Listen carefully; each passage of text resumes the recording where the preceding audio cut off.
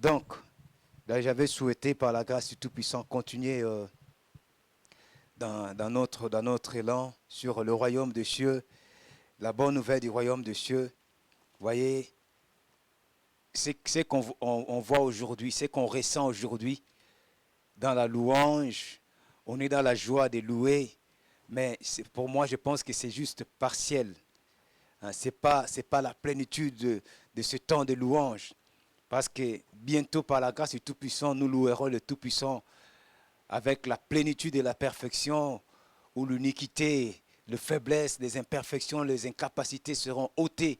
Et je pense que cette louange sera incomparable à ce que nous faisons aujourd'hui. Alléluia! Voilà la raison pour laquelle nous avons pensé, par la grâce du Tout-Puissant, le corps enseignant, nous avons pensé à vraiment à nous, à rester un peu sur ce thème, de long à large si possible, d'expliquer un peu ce qu'on peut comprendre pour que ça puisse nous aider à voir un peu une lumière. Pourquoi nous croyons, pourquoi nous persévérons, pourquoi tu dois souffrir, pourquoi le Messie dit que non, ceux qui vont persévérer jusqu'à la fin. Et persévérer jusqu'à la fin, pourquoi? Bon, tout ça, on va passer, on ne va plus revenir. Il y a des audios qui vont venir, je pense que la semaine qui commence là. Je pense que tout ça, on en avait déjà parlé. Donc, on peut peut-être répartir à partir d'ici. À partir d'ici, Adam et Ève dans le royaume des cieux.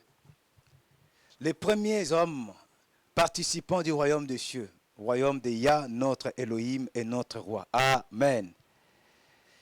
Adam et Ève ont participé au pouvoir, à la législation du royaume des cieux. Parce qu'ils faisaient partie de ces royaumes. Quelqu'un me dira, mais non, mais le royaume des cieux est venu avec Jésus. Non, pas du tout. C'est un royaume qui existait déjà, bien avant. Amen. Et ce roi des siècles éternels existait déjà. Pour l'éternité, il n'a ni commencement ni fin. Vous voyez?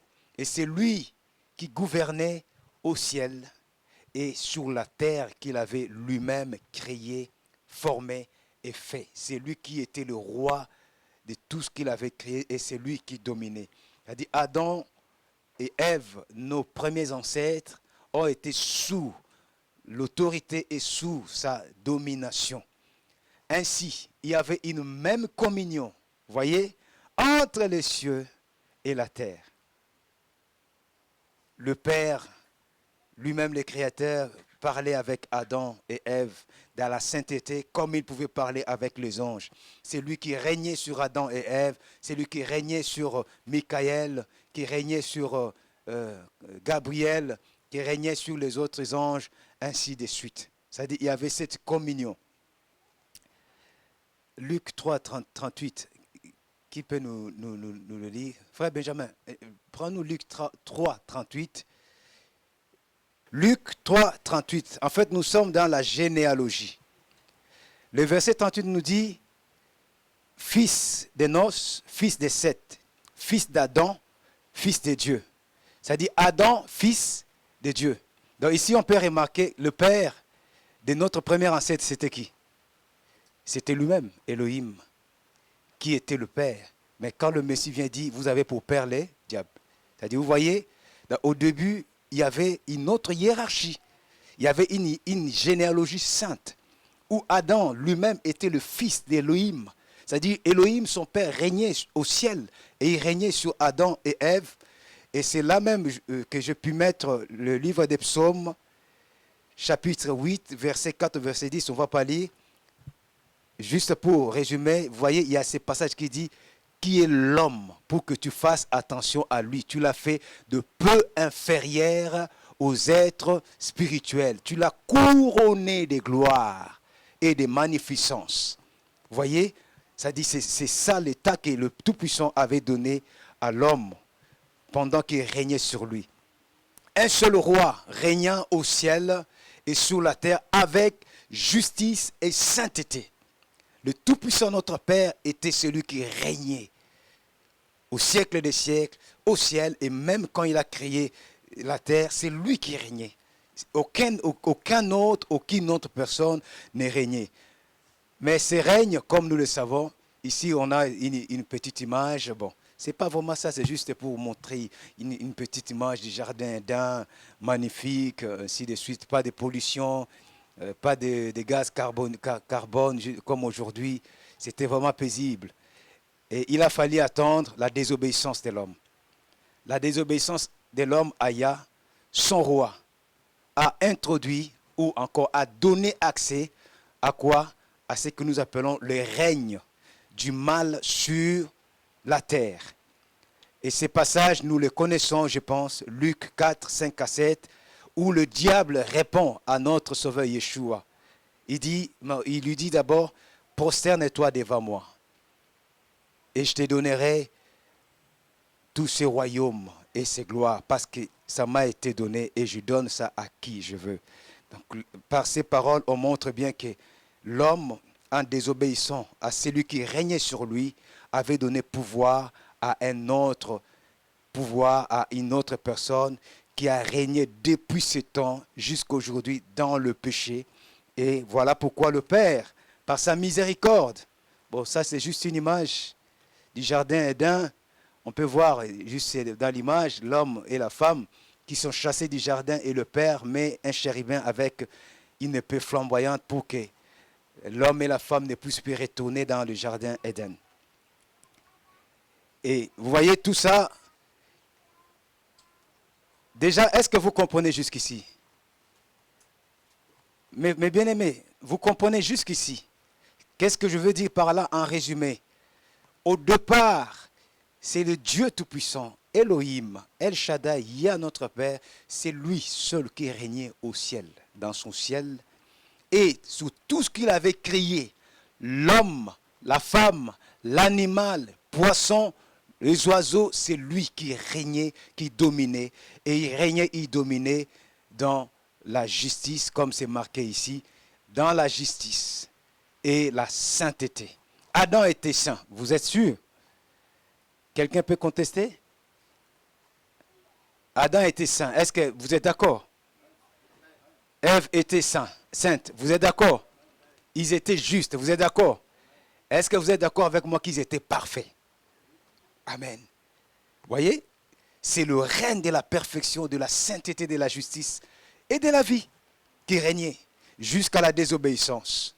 Et depuis la désobéissance jusqu'à aujourd'hui, est-ce qu'il y a le rétablissement parfait de ces règnes? Hein? Vous doutez, n'est-ce pas? Non, il n'y a pas le rétablissement parfait. Le travail est fait, mais il n'y a pas encore le rétablissement parfait. Est-ce que, quand l'apôtre Paul dit l'univers entier soupire encore, est-ce que la création soupire encore? Oui, la création soupire encore.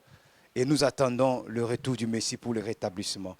Donc on peut voir maintenant, on avance pour comprendre le pourquoi le Père a mis en avance le rétablissement. C'est-à-dire pour rétablir ce royaume saint, juste, puissant et éternel, ce royaume de vie. Il y a notre Père et notre Roi nous a envoyé. Il nous a envoyé quoi? Son Fils. Mais son Fils est venu avec quoi?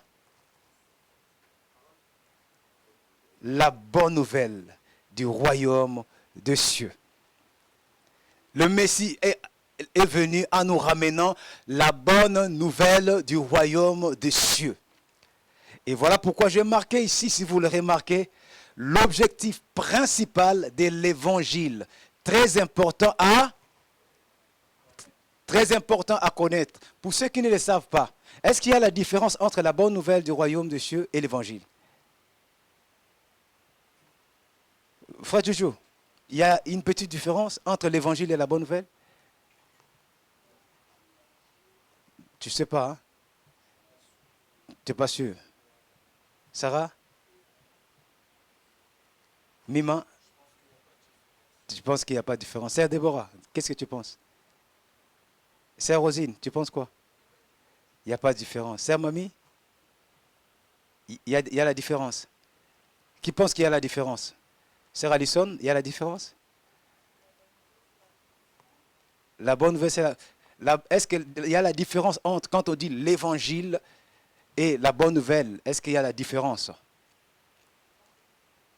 D'accord, il n'y a pas de différence. On est bien d'accord, n'est-ce pas? La bonne nouvelle du royaume des cieux ou l'évangile du royaume, c'est la même bonne nouvelle, c'est la même parole. On est bien d'accord. Donc, retenons, s'il vous plaît, depuis Adam, dans la justice, dans la sainteté, c'est le Saint d'Israël qui régnait. L'homme a désobéi, il a brisé l'alliance de la sainteté, de la perfection, c'est-à-dire il a refusé le règne du Saint d'Israël sur lui. Et il y a quelqu'un d'autre qui est venu régner sur lui, le père du mensonge, le diable, Satan. On est bien d'accord. Par le péché d'une seule personne, le monde a été soumis au règne du diable, à la domination de l'ennemi. Alors, depuis des siècles, qu'est-ce que le Père avait conçu? Un projet, une pensée. Les pensées et le projet, c'est quoi? C'est le rétablissement de son royaume.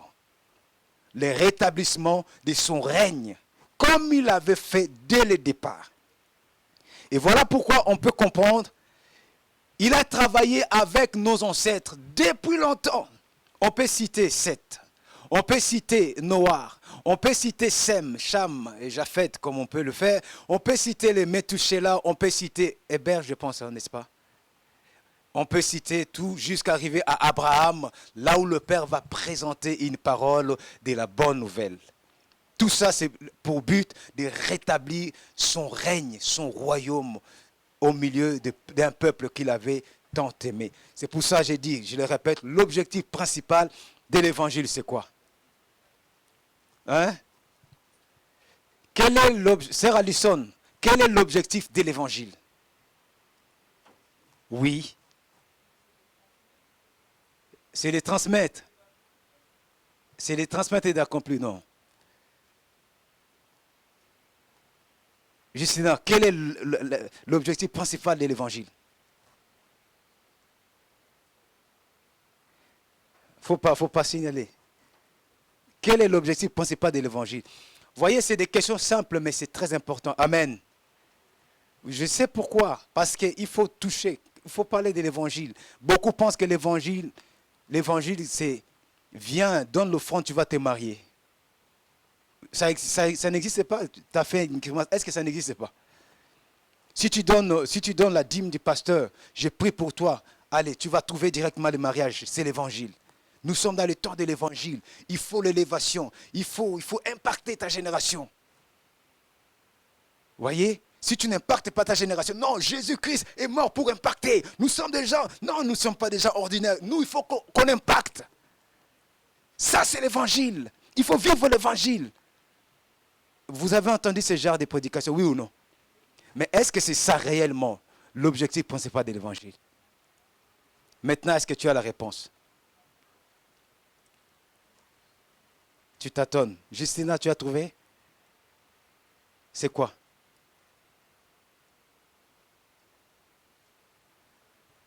Hein?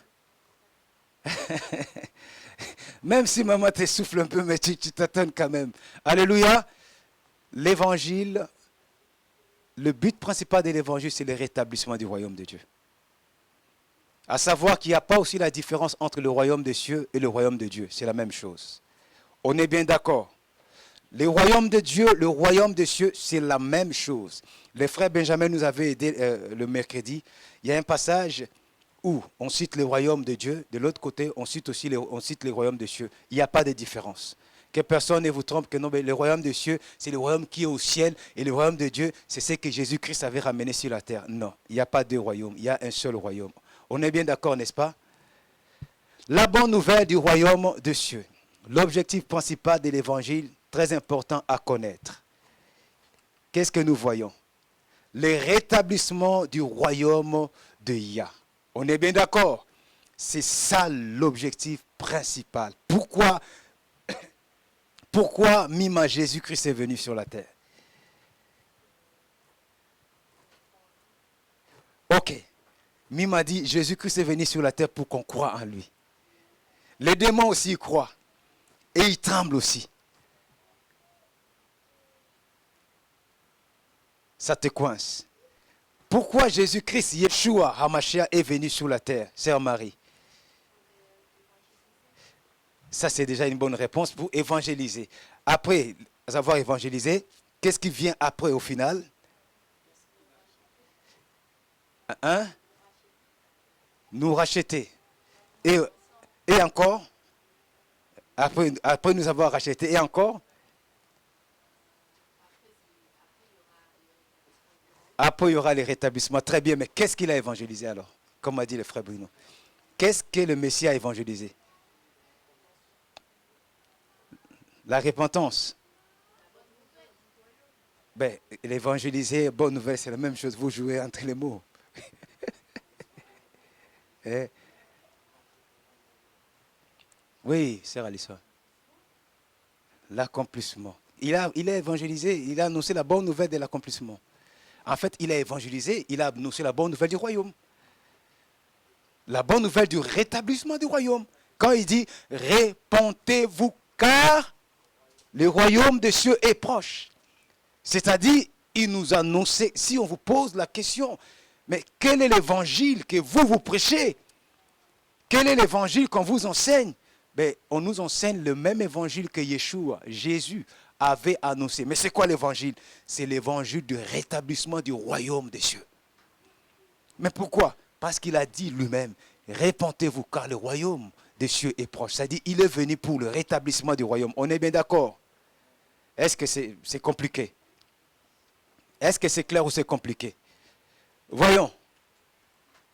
Ce rétablissement va nous conduire, quand le Messie va venir, au règne de 1000 ans sur la terre. Là, on donne déjà la réponse pour ceux qui croient que non, on montera au ciel. Non. Le règne de 1000 ans, mais sur la terre. Et après le 1000 ans, c'est les nouvelles choses, plus l'éternité. Ça veut dire quelque chose pour quelqu'un? Les nouvelles choses après les 1000 ans. Une nouvelle terre, un nouveau ciel, la nouvelle Jérusalem qui descend du ciel, et c'est la fin de toutes choses, après le jugement dernier. On est d'accord? Là, c'est vraiment l'éternité, où notre Père règne sur nous éternellement. Nous avons des nouvelles choses. Moi-même, si vous me dites, explique un peu plus, je ne sais comment je peux expliquer. Je ne sais pas si il peut y avoir quelqu'un qui peut expliquer de manière détaillée. Mais je connais que peu de ce côté-là, comment ça se passera, ainsi de suite, l'éternité. Amen. Jusque-là, est-ce que c'est clair? C'est clair jusque-là, frère Jojo? Oui. Oui, c'était quoi la question? Vas-y. Quand vous dites de nouvelles choses, une nouvelle terre, c'est ça la question que j'allais poser parce que j'ai pas bien saisi ce côté-là. Mais comme vous dites que vous-même, vous ne connaissez pas grand-chose à ce sujet, c'est bon, je m'abstiens. Il y a des éléments sur la parole, des nouvelles choses. En fait, à la fin, quand le Père va juger, le jugement, après le jugement dernier. Donc on voit bien, il y a après ou avant, la nouvelle terre et le nouveau ciel. Après, hein? Ok. Ça dit après, oui, après le jugement dernier, il y aura cette terre qu'on va même vivre pendant 1000 ans, qui va disparaître. Là, tu comprends. Le ciel que tu vois, qu'on va vivre pendant 1000 ans, va disparaître. Et le Tout-Puissant, celui qui a la capacité éternelle de crier, va faire venir une nouvelle terre et un nouveau ciel, pur, saint, béni. Et il y aura la ville bénie. C'est que Apocalypse nous dit la nouvelle Jérusalem. Une ville en or, avec 12 fondements et 12 portes. Ça va descendre du ciel. Ça va se placer là où il y a la nouvelle terre et le nouveau ciel. Et Dieu, le Tout-Puissant lui-même, il viendra habiter maintenant avec nous. Et là, Satan, le diable et ses serviteurs seront jetés dans le temps ardent de feu pour toujours. Et c'est les saints qui auront lavé leurs vêtements qui auront obéi à la parole, au commandement du Tout-Puissant, qui vont entrer dans cette ville, qui vont vivre éternellement avec le Saint d'Israël, le Créateur du ciel et de la terre. Quand je dis les détails, je ne connais pas en fait les détails, comment on fera des choses dans cette ville, comment, tant de détails, ça je ne sais pas, mais là je te relate ce que la parole nous dit et moi je crois que c'est la vérité. Et ça aussi, c'est vraiment, c'est ce qu'il nous faut cultiver dans nos cœurs, espérer à ça, à vivre. Et ça fait partie de la bonne nouvelle. Savoir qu'un jour, nous habiterons avec le Père. Et c'est même la pensée de celui qui a écrit le livre de Hébreux 12, 14 qui dit « Recherchez la paix et la sanctification sans laquelle personne ne verra Dieu. » Ça dit, il est saint. Et pour habiter avec lui, à la fin de toutes choses, il faut que nous puissions nous sanctifier. C'est la raison pour laquelle, c'est que moi je comprends, quand le Messie a commencé à annoncer la bonne nouvelle, comme je l'ai dit tout à l'heure, qu'est-ce qu'il prêchait? Quelles sont les premières paroles de l'annonciation de la bonne nouvelle du Messie? Ouais? Quelqu'un a dit ça? Oui? Répentez-vous, car le royaume des cieux est proche. Je pense qu'on l'avait expliqué un peu. Pourquoi? Parce que c'est un royaume qui est saint. Tout ce qui est dans ces royaumes est saint. Et même les hommes qui vont rentrer dans ces royaumes sont saints. Les anges sont saints. L'esprit de ces royaumes est saint. C'est bon? Amen. La bonne nouvelle du royaume des cieux consiste à faire quoi? Déjà, on voit bien Matthieu chapitre 24, verset 14. On peut lire ça?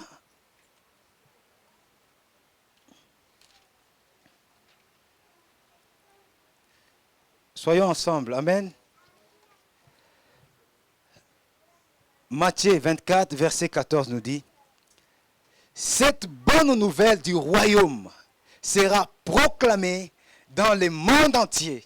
Tous les païens auront là un témoignage. Et alors viendra la fin. » Amen.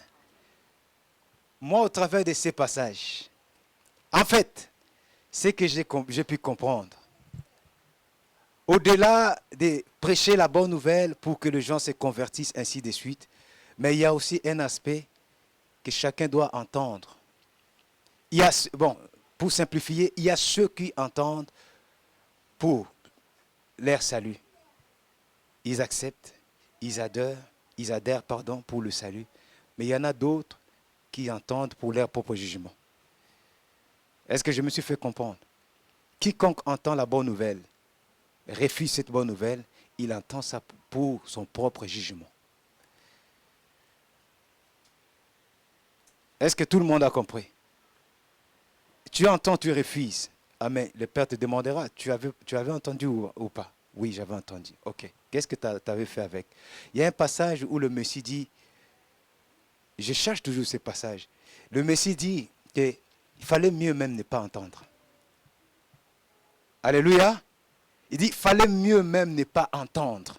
Le fait que tu as entendu, en fait, il y a un jugement. Si tu n'obéis pas, il y a un jugement sur toi. Alléluia. La bonne nouvelle du royaume, on doit aimer la bonne nouvelle du royaume. Si on commence à connaître déjà le but de la prédication du Messie, si on commence à connaître déjà le but de la venue du Messie, beaucoup ont répondu, il est venu nous racheter, il est venu nous sauver. J'avais posé une question le mercredi. Est-ce que la mission principale, quelle était la mission principale de Yeshua HaMashiach, Jésus-Christ, venu dans la chair, sur la terre? Vous l'avez déjà répondu, mais je préfère redemander encore. Quelle était la mission principale du Messie, Yeshua, qu'on appelle Jésus-Christ de Nazareth, quand il était venu sur la terre? Frère Jojo.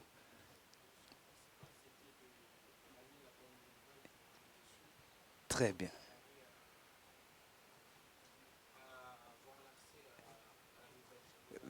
Mais pour répondre, la mission principale de Jésus était de nous ramener la bonne nouvelle du royaume des cieux pour nous préparer à avoir accès à la nouvelle Jérusalem. Déjà, c'est très très bien. Amen. Non? C'est très bien. Vous voyez l'évangile. Le frère saute même le Milan. Il regarde la finalité déjà. Amen, oui. C'est pas grave. Est-ce que c'est grave? On va juste lui rajouter que non. Avant la nouvelle Jérusalem, il y a aussi les reines de Milan. C'est-à-dire, on passe par, tu sais.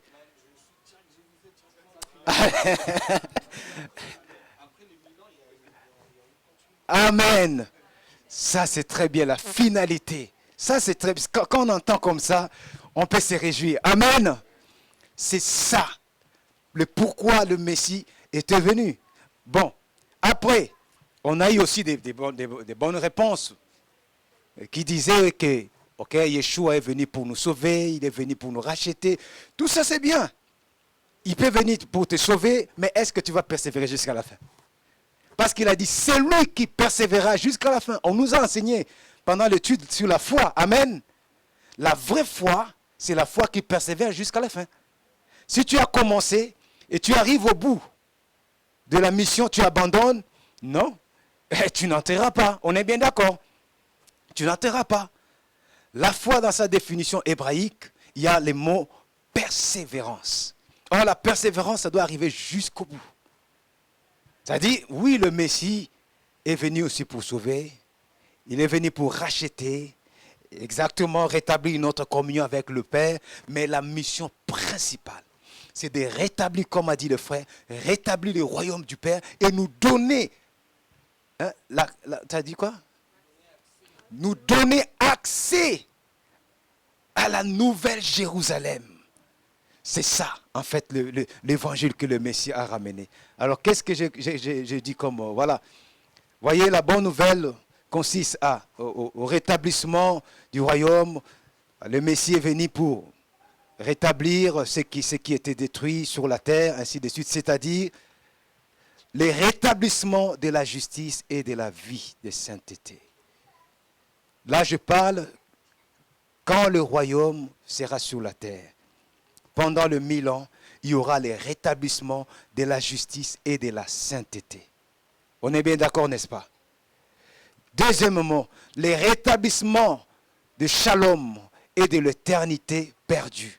Ça, c'est pour ceux, comme dit la parole, heureux et saints, ceux qui prennent part à la première résurrection. Car la seconde mort n'aura plus quoi? Le pouvoir sur eux. Aujourd'hui, quand tu te prépares déjà pour régner avec le Messie, sache que si le Messie vient, toi et moi, il nous trouve dignes par miséricorde. Le Messie vient rétablir le shalom parfait pour nous et l'éternité qu'on avait perdue avec nos premiers ancêtres. Parce que nous n'aurons plus à goûter à la mort. Nous devenons éternels. Amen. Le rétablissement de ces lois justes et sainte, c'est ce que nous vivons comme prémisse aujourd'hui. Les lois du Tout-Puissant. La Torah du Tout-Puissant dans nos cœurs. Et même pendant le 1000 ans, nous aurons cette Torah avec nous. Est-ce que vous le savez, n'est-ce pas? Nous marcherons avec des instructions, avec les enseignements, avec les paroles du Père dans nos vies. Et nous aurons encore ça. Le rétablissement de la communion parfaite entre le ciel et la terre perdue. Nous allons communier avec le Père parfaitement. Vous voyez? Je ne sais pas comment sera notre relation avec les anges, mais j'ose croire que non. Nous aurons une communion. Aujourd'hui, j'ai la communion avec mon frère. J'ai la communion avec ma soeur si je vis dans la sainteté.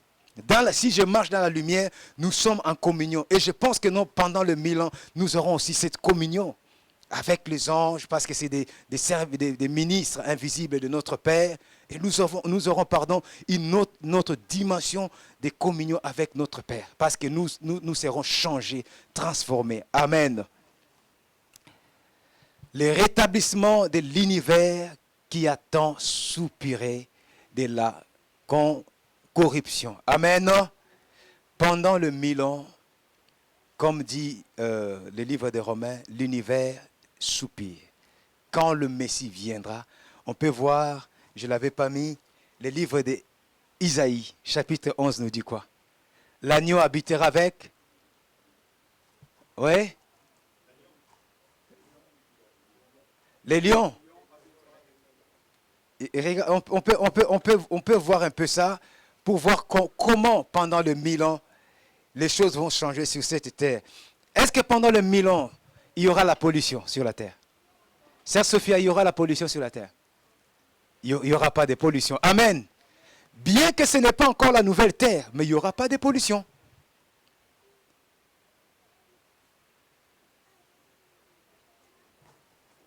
Isaïe chapitre 11, le verset 6, c'est ça? Le loup habitera avec... Déjà, je commence à partir du verset 1 qui dit, un rameau sortira de la souche de Jessé. Un rejeton jaillira de ses racines. Sur lui reposera le souffle de Yah, le souffle ou l'esprit de sagesse et de discernement, l'esprit de conseil et de vaillance, l'esprit de connaissance et de crainte de Yah. Verset 3. Et il inspirera la crainte de Yah. Il ne jugera pas d'après ce que voient ses yeux. Il ne prononcera pas d'après ce qu'entendent ses oreilles. Il jugera le faible avec justice. Il se prononcera dans l'équité envers les pauvres du pays. De la parole comme d'un bâton, il frappera le pays. Du souffle de ses lèvres, il fera mourir le méchant. La justice sera la ceinture de ses hanches et la fidélité les baudriers de ses reins. Jusque-là, vous comprenez que ce n'est pas ce temps que nous vivons. Vous êtes bien d'accord avec la prophétie? Alléluia! Comprenons bien que cette prophétie ne concerne pas le temps que nous sommes. C'est le temps où le Messie régnera comme roi pendant le 1000 ans. Amen. Et il continue, il dit, le loup habitera avec l'agneau. Une simple question. Aujourd'hui, les loups peuvent habiter avec l'agneau? Ah ben le loup va manger l'agneau, on est bien d'accord. Le léopard se couchera près du chevreau. Les veaux et les lionceaux seront nourris ensemble. Un petit garçon le conduira. La vache et l'ours auront même pâture, leurs petits même gîte. Les lions comme le bœuf mangeront du fourrage. Oui, les lions comme le bœuf mangeront du fourrage. Ouais. Vous voyez, les lions ne mangeront plus les autres bêtes. Donc là, on revient dans le système qui était dans le jardin Éden. Exactement. Oui, déjà, les lions qui mangent la paille. C'est ce qui est étonnant, les lions ne mangent pas de la paille. Ils mangent les autres animaux. Et on peut comprendre les conséquences de ce qui s'était passé dans le jardin Éden. Les nourrissons, ok. Il ne se fera ni mal, ni destruction sur toute ma montagne sainte, car le pays sera rempli de la connaissance du Seigneur, comme la mer qui comble les eaux. Amen. Donc on peut voir ici, dans ce chapitre, l'image de ce que nous espérons pendant le repos shabbatique de 1000 ans. Et ça fait partie de la bonne nouvelle. C'est de la... Oui, frère. Le verset 10. Tu peux lire, j'ai déjà fermé la page. En ce jour, le rejeton d'Isaïe sera là comme une bannière pour les peuples. Les nations se tourneront. Attends, je te mets le micro pour... Ouais. Écoutez. Donc, en ce jour, le rejeton d'Isaïe, donc qui est le Messie, sera là comme une bannière pour les peuples. Les nations se tourneront vers lui et la gloire sera sa demeure. Alléluia. Donc, le verset 10 nous précise mieux encore, pour ceux qui n'arrivent pas à comprendre, que cette prophétie ne concerne pas ce temps. Parce que le Messie ne règne pas encore selon ce que la prophétie nous a dit, mais il vient bientôt pour régner. On est bien d'accord? Qui est dans la joie par rapport à la bonne nouvelle? Alléluia! Est-ce que c'est une joie pour nous? Est-ce que c'est une joie pour toi? Est-ce que ça rentre à droite, ça sort à gauche? Non. Il faut que ça demeure dans ton cœur. Même si tu souffres, comme priait notre sœur, la servante tout à l'heure, il dit, même si je souffre, hein, qu'est-ce qu'elle disait encore? Que mon cœur soit attaché. Hein? C'est ça, sœur Sophia? Que mon cœur soit dans la joie. Ça dit, il n'y a pas que moi qui ai entendu cette prière. Amen. Même si tu es persécuté, même si tu souffres, même si tu traverses dans des tribulations, ton espérance n'est pas pour les choses de ce monde. Même si tu es dans les manques, même si tu es dans la disette, ton espérance ne doit pas être fixée sur les choses de ce monde. Regarde ce que le Messie ramène. Amen. Et pendant ce temps-là, comme dit la prophétie, nous régnerons avec lui. Et nous serons ses serviteurs. Et le point central pour ce rétablissement parfait est le message de l'alliance, le messager de l'alliance. C'est-à-dire le point central, c'est la personne qui a été envoyée. Est-ce qu'on se comprend? C'est le Messie. Parce que le Messie est venu, l'envoyé du Tout-Puissant, le messager de l'alliance, pour exécuter l'ordre de son Père, afin de nous donner accès à tout ce que le Père nous a donné. Pour ceux, je vois les gens prendre la photo. Je ne sais pas si vous voulez, je peux vous l'envoyer. Au lieu de prendre la photo, je peux vous l'envoyer. Hein? Ne prenez pas, ou encore ceux qui écrivent. Peut-être vous pouvez prendre le passage pour lire, mais si vous voulez, vous me donnez votre adresse mail, comme ça je vous l'envoie. Amen. Est-ce que jusque-là, comprenons-nous réellement le but de l'évangile et l'importance de l'évangile, la bonne nouvelle, pour qu'on ne vous trompe pas. Vous voyez quand même l'apôtre Paul dit, si même un ange annonce une autre bonne nouvelle ou un autre évangile qui soit anathème, et quand on regarde les écrits de l'apôtre Paul, est-ce que l'apôtre Paul a contredit ce que le Messie a prêché? Il n'a pas contredit ce que le Messie a prêché. On est bien d'accord? Même s'il y a des passages, aujourd'hui les gens pensent que non, l'apôtre Paul a contredit le Messie, c'est l'apôtre Paul qui a créé le christianisme et le Messie a prêché l'évangile du royaume de Dieu. Ça c'est faux. Que personne ne vous ment, que personne ne vous trompe par rapport à ça. Vous allez entendre ça peut-être bientôt. Que non, Jésus ou Yeshua a prêché l'évangile du royaume de Dieu, mais par contre, Paul a prêché le christianisme. Paul n'a jamais prêché le christianisme. Alléluia. Dans le livre des Galates, chapitre 1, il dit, si même un ange prêchait une autre bonne nouvelle, qu'il soit anathème. Et c'est la même bonne nouvelle que Paul a prêché. Lui-même, il a dit, que personne ne vous trompe. Premièrement, il faut que l'apostasie arrive. Et deuxièmement, qu'on voit l'homme du péché s'asseoir dans les temples même de Dieu. Et après, qu'est-ce qui vient après? C'est le Messie. Pourquoi le Messie vient après? C'est pour accomplir Acte chapitre 1. Qu'est-ce qu'il a dit dans Acte chapitre 1? Il reviendra de la même façon qu'il était parti. Ok. Mais qu'est-ce qu'il est écrit encore? Il y a une question importante dans le livre des Actes chapitre 1. Les disciples ont demandé au Messie, est-ce que c'est à ce moment-là que tu rétabliras le royaume d'Israël? C'est-à-dire, il n'y a pas de contradiction. Amen. Est-ce que c'est bon jusque-là? La bonne nouvelle toujours, j'avais posé cette question. C'est aussi important de le savoir. Beaucoup ont dit que non, la bonne nouvelle, ou peut-être je cache un peu. Là, je demande à la sœur Alison. Je veux me rassurer que ça passe. Parce que si ça ne passe pas, c'est pour rien qu'on crie. Sœur Alison, dis-nous, pour toi, l'évangile, c'est depuis quand ça a commencé à être annoncé, l'évangile? Oui. Depuis le commencement. Ok. Sœur Marie, et pour toi?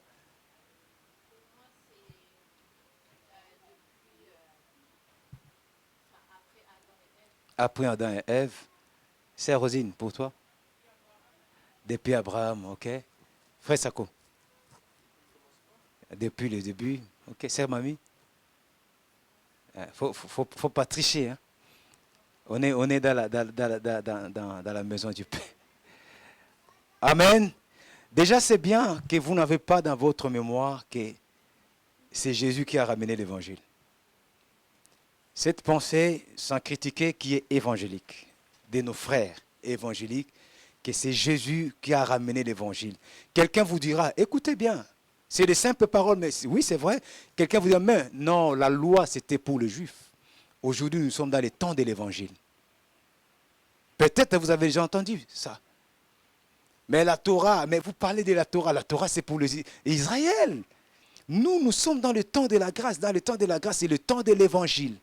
En fait, parce que nos frères, humblement, ils n'ont pas compris en réalité c'est quoi l'évangile, les buts de l'évangile, c'est quoi la bonne nouvelle, les buts de la bonne nouvelle, tel que le frère Jojo a répondu tout à l'heure. En fait, la bonne nouvelle a été déjà annoncée depuis longtemps, comme vous l'avez dit. Oh, eh bien, quand Moïse lui-même, c'est un peu, ça va vous étonner, mais Moïse a prêché l'évangile du royaume des cieux. Il y a plein de passages, c'est pas l'orgueil, mais vous prouvez que Moïse, ici, il prêche l'évangile du royaume des cieux. Un exemple concret, quand Moïse dit, Dieu vous enverra un autre prophète comme moi, écoutez-les. Ça c'est quoi? C'est l'évangile du royaume des cieux. C'est-à-dire, il parle de la personne clé qui vient rétablir le royaume des cieux. Je ne sais pas si vous comprenez. Je ne mystifie pas la parole, mais c'est clair et limpide comme de l'eau. Frère Bruno, est-ce que je mens? Oui. Exactement. Vas-y, parle avec le micro.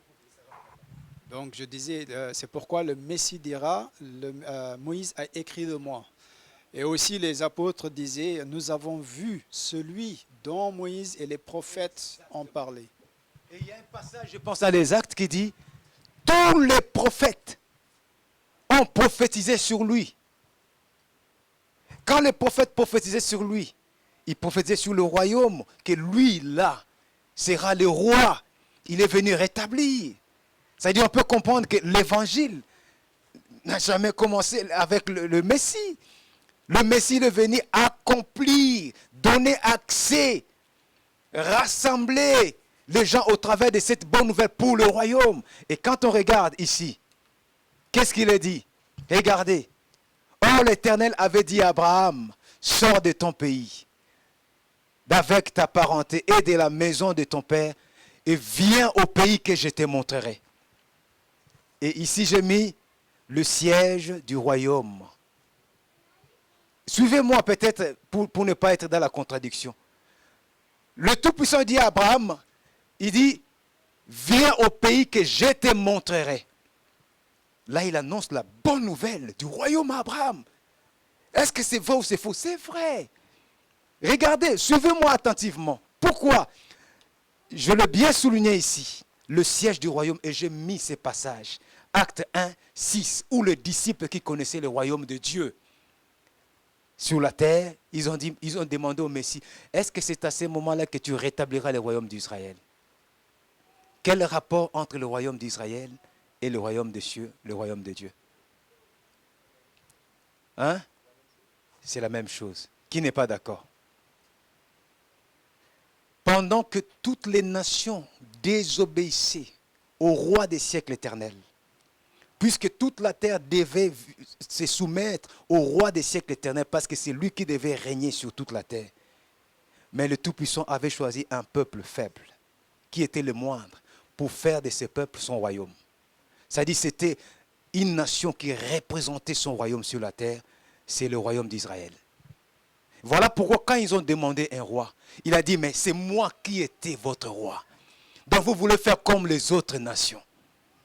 Il dit à Samuel, dit, c'est pas grave, fais comme ils t'ont demandé. Parce que c'est moi qui sont en train de mettre à côté. Parce que j'ai été toujours leur roi. Est-ce qu'on se comprend? En fait, la nation d'Israël, c'est le royaume de Dieu sur la terre. C'est le royaume des cieux sur la terre. Voilà pourquoi des personnes qui avaient la connaissance, avant que le Messie parte, ils ont demandé, est-ce que c'est à ce moment-là que tu rétabliras le royaume d'Israël? Pendant le 1000 ans sur la terre, c'est le royaume d'Israël qui sera rétabli sur toute la terre. Et ici, quand le Père vient donner la bonne nouvelle à Abraham, il dit à Abraham, viens au pays que je te montrerai. Il annonce déjà la bonne nouvelle à Abraham sur ce pays où le royaume s'établira, où le Messie siégera lui-même comme le roi en représentation de David. Quand vous lisez Ézéchiel chapitre 37, on voit bien les deux bois qui sont rassemblés. Juda et Ephraïm, c'est-à-dire les rassemblements de tout Israël. Et après, on nous dit après que non, il donnera encore David comme roi sur Israël. Ce n'est pas David Meller, David l'autre, notre ancêtre, mais il prophétise sur Yeshua. Est-ce qu'on est bien d'accord? Ma sœur Rosine, ça va? Sœur Lorena, je parle vite, hein, ça va? Ça va. Ok, au verset 2, il dit, je te ferai devenir une grande nation et te bénirai. Et je rendrai ton nom grand, et tu seras béni. Je bénirai ceux qui te béniront, et je maudirai ceux qui te maudiront. La bonne nouvelle est toujours annoncée encore. Et toutes les familles de la terre seront bénies en toi. Frère Benjamin, prends-nous Galates 3,29 pour voir cette bonne nouvelle qui est prêchée par Paul. Et quelqu'un vous dit que non, Paul a prêché le christianisme, c'est faux. Est-ce qu'on est bien d'accord? Non, Paul a prêché la bonne nouvelle du royaume. On va vérifier cette bonne nouvelle que le Père a annoncée à notre Père Abraham. Paul répète la même chose dans le livre des Galates.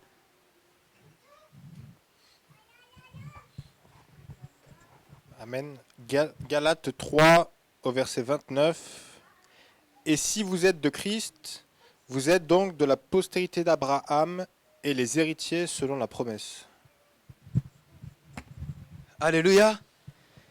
Les héritiers selon la promesse. Quelle est cette promesse? Le royaume des cieux. Mais est-ce que cette promesse est en corrélation avec cette parole? Oui. Eh bien oui. On ne peut même pas douter. Oui. Et il y a tant d'autres passages, vous le savez très bien dans le livre de Genèse, où le Père répète toujours ses promesses. On est bien d'accord. Toutes les familles de la terre seront bénies en toi. Et Abraham est devenu le père de tous ceux qui croient. Et le livre d'Isaïe nous dit, fixez les yeux sur votre Père. Qui? Abraham. Si on descend au chapitre 26, verset 3, regardez, il dit, demeure dans ces pays-là et je serai avec toi. Là, il parle à Isaac. Et je te bénirai. Suivez attentivement. Il dit, et je te bénirai, car je te donnerai et à ta postérité tous ces pays-ci. Quel pays? Israël. Le royaume représentant le royaume des cieux sur la terre. Israël. Et il continue. Je suis où déjà? Regardez. Et je ratifierai les serments que je fais à ton père Abraham. Frère Benjamin, ratifier, c'est quoi les synonymes de ratifier? Frère Bruno, frère Christopher, sœur Sophia.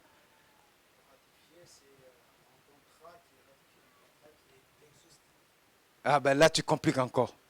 Les mots simples.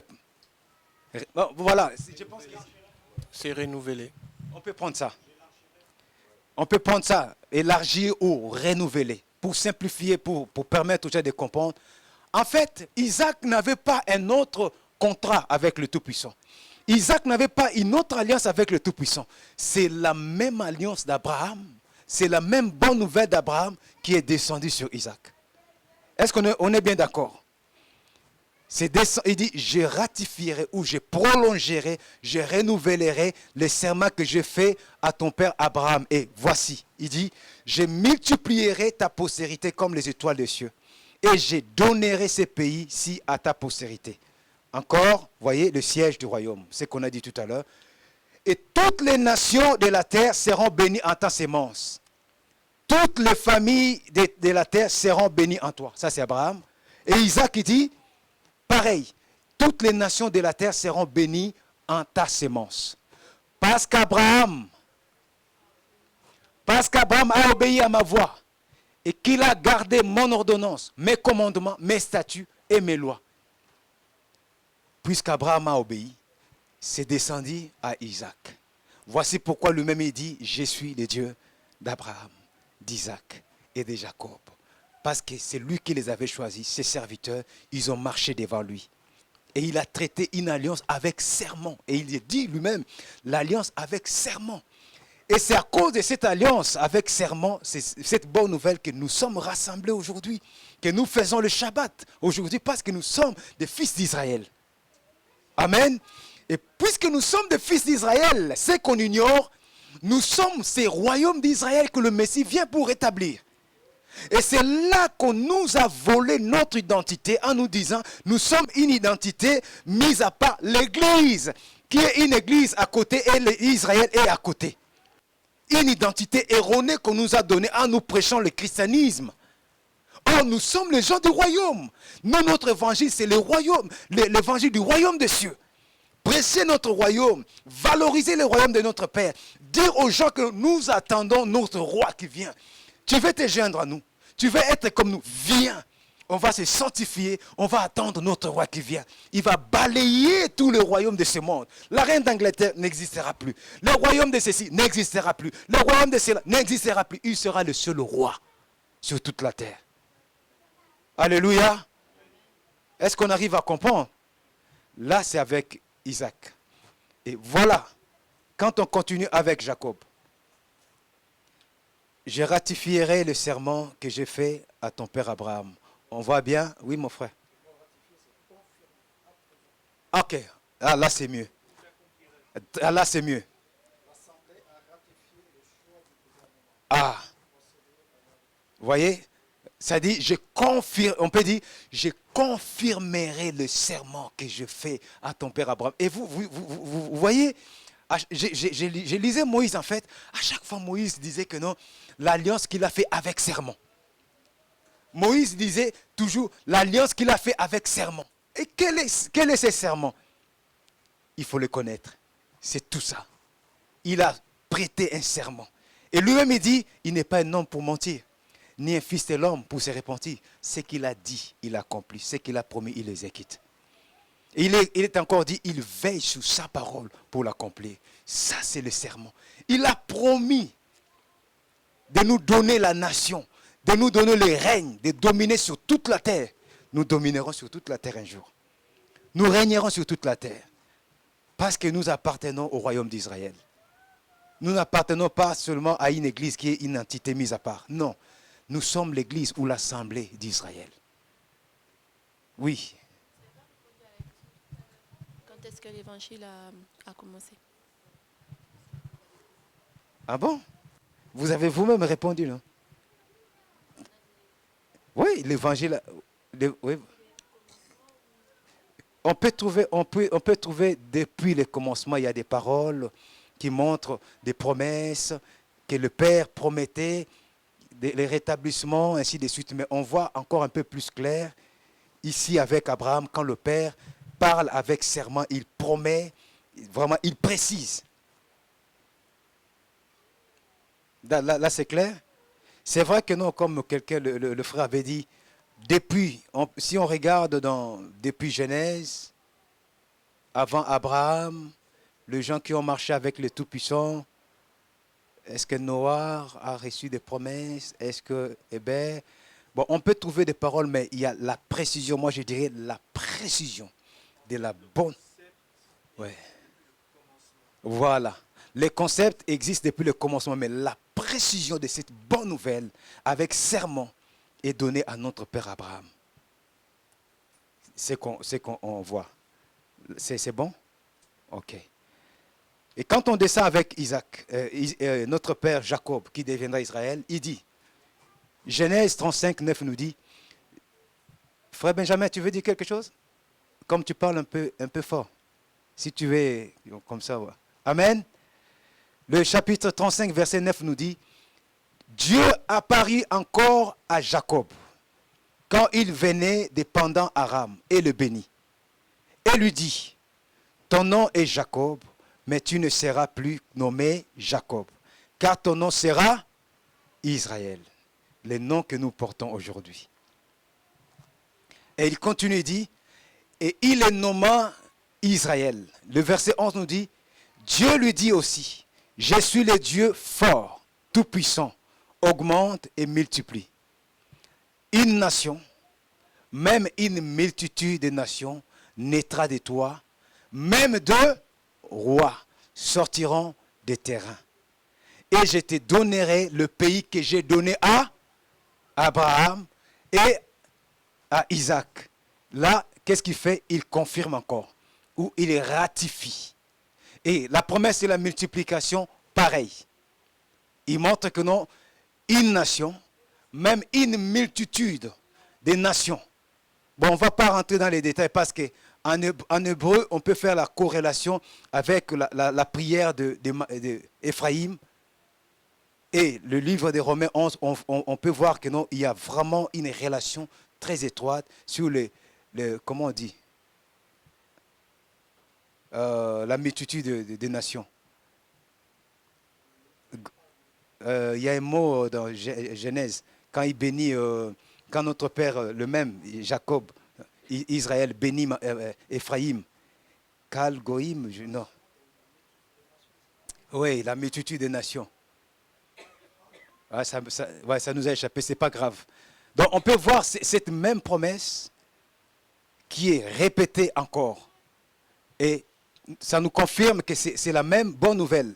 Ce qui est annoncé, voyez, une nation même et une multitude de nations naîtront de toi.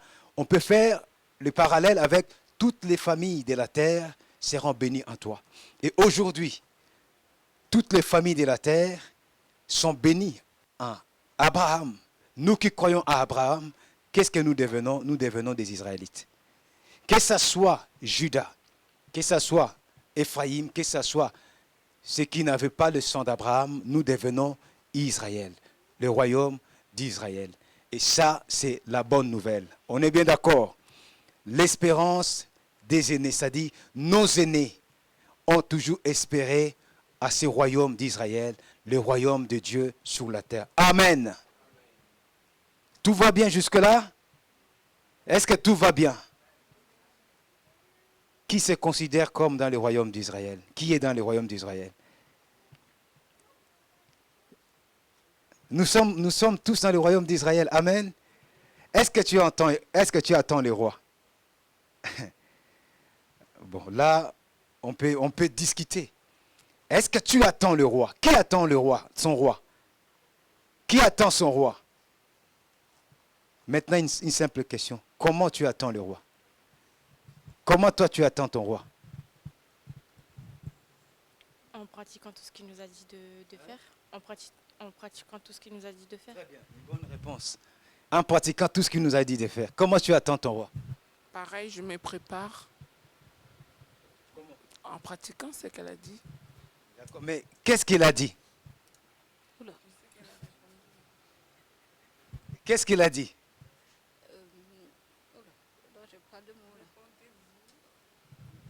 Bon, qu'est-ce qu'il a dit, Mime? Qu'est-ce que le roi a dit de faire en attendant? De prêcher sa parole. De prêcher sa parole. Oui, ça va de prêcher sa parole. Mais on peut prêcher aussi la parole quand le roi vient, il te dit, tu rentres pas. Qu'est-ce qu'on peut faire? On peut respecter sa parole et garder ses commandements. Amen. En attendant le retour du roi, respectez ses paroles. Gardez ses commandements. Que le Père te bénisse. Amen. Oui, être son disciple, mais dans la simplicité, cette réponse est en parallèle avec Matthieu 24 qui dit « Celui qui persévérera jusqu'à la fin ». Et tu sautes Matthieu 24, tu vas dans l'Apocalypse, l'Apocalypse dit « Voici la persévérance des saints ». ceux qui gardent le témoignage de Yeshua et les commandements de Dieu. Ça dit, le Messie nous dit de persévérer jusqu'à la fin, dans Matthieu 24, et Apocalypse 12, Apocalypse 14, nous montre comment Dieu, le Saint d'Israël, lui, il voit cette persévérance. Cette persévérance, c'est en gardant le témoignage du Messie et ses commandements. Ça dit, si on fait le parallèle avec ce que le frère Benjamin a dit, un vrai disciple du Messie, c'est celui qui garde le témoignage du Messie et les commandements de Dieu. Amen. Parce qu'il a dit aux Juifs qui croyaient en lui, si vous gardez mes paroles, vous serez réellement mes disciples. On peut se dire être disciple, mais on n'est pas disciple. Un vrai disciple, c'est celui qui garde les paroles du Messie, les commandements du Messie, le commandement du Père et les témoignages du Messie. On est bien d'accord, n'est-ce pas? Nous attendons le roi. Si nous attendons réellement notre roi, faisons notre effort. Vraiment, faisons notre effort de garder ses commandements, de garder les paroles. Je sais que des fois c'est difficile, oui?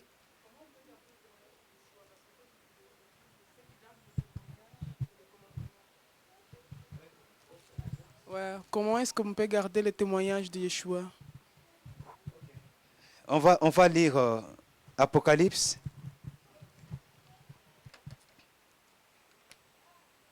Apocalypse chapitre 12, c'est 17.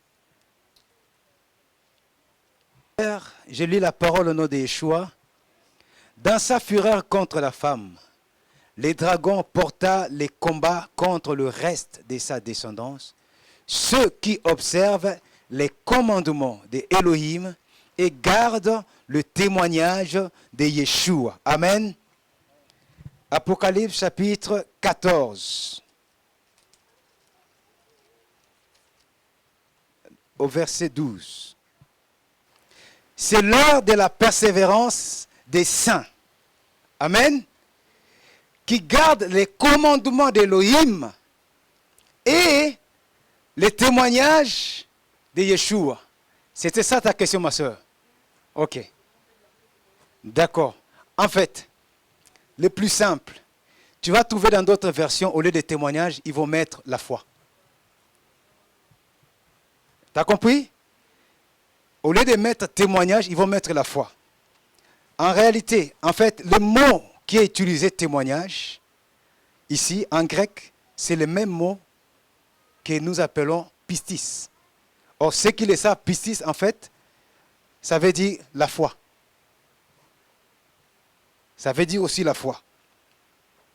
La foi, la fidélité, preuve certaine, croire, conviction, engagement. Est-ce que ça t'aide déjà à comprendre? Ça dit, quand la parole dit ceux qui gardent les témoignages, en fait, ceux qui gardent les preuves, la fidélité, la foi, la conviction. Ça dit, tu vois, tout ce que le Messie nous a prêché, tout ce que le Messie nous a enseigné, à savoir que le Messie ne nous a pas enseigné autre chose que ce que le Père lui a donné, ce qui est dans la Torah.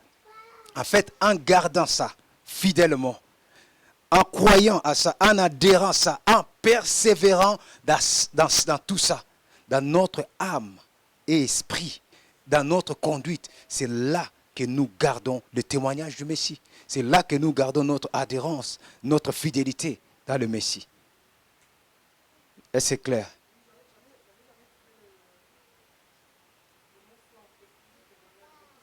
Oui, il y a des versions. Par exemple, moi, ici, la version que j'ai, c'est la foi.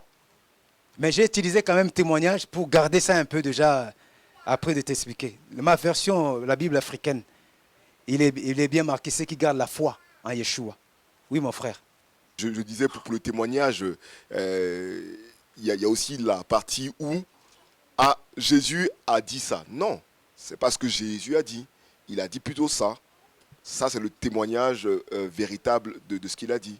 On sait très bien qu'aujourd'hui, bon, ça c'est plutôt moi qui dis ça, que c'est un autre Jésus qui nous est prêché.